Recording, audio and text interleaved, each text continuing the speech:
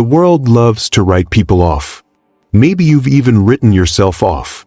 You look at your bank account, your relationship status, or your struggle with a specific habit and you think, case closed. This is just who I am now. But you're looking at a snapshot. God is looking at a screenplay.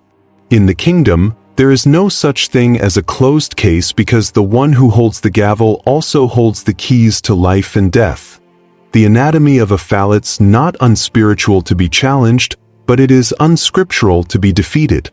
We often mistake a temporary test for a final sentence.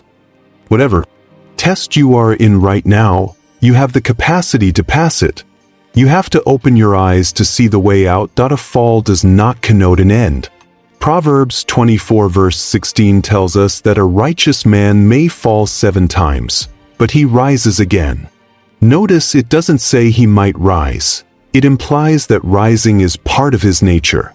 If you are breathing, your case is still open for a massive change of story. Every change of story is provoked by individuals who refuse to stay down. The access to light from God's word opens a new chapter to the saint. You change your story when you change your sight.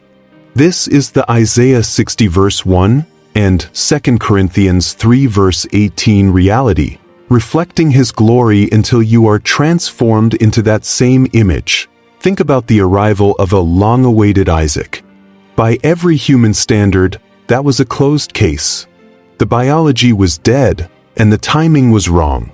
But God doesn't consult your circumstances to perform a miracle. He only consults His word. When light enters your situation through a promise like Isaiah 43 verse 19, you start to see a new thing springing up in the middle of your desert. Shaking the grave in Mark 5 verse 35, the world tried to close the case on a young girl. They told her father, "Your daughter is dead. Why bother the teacher anymore?" That is the voice of the crowd telling you it's too late. But when God walks into the room, the definition of dead changes to sleeping. Even when you feel like you are at your lowest point, like a stump of a tree in the ground, there is hope.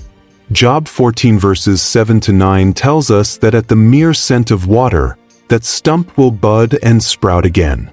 1 Corinthians 10 verse 13 promises that God will not let you be tested beyond what you can bear, but will provide a way of escape.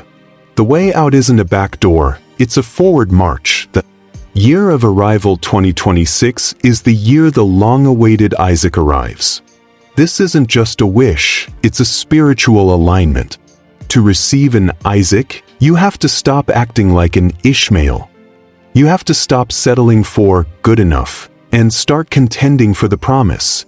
Even if you've been in a season of suffering a little while, remember that God will restore, support, and strengthen you. He will place you on a firm foundation. Your breakthrough isn't just a blessing, it's the evidence that God always has the final word. Stop letting the enemy act as the judge in your life.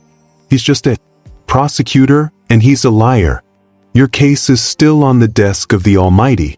Wake up, command your day, and realize that your fall was just the setup for the greatest rise your circle has ever seen. If you are ready to provoke a change of story in your life today, comment "open case" below and let's get back to work.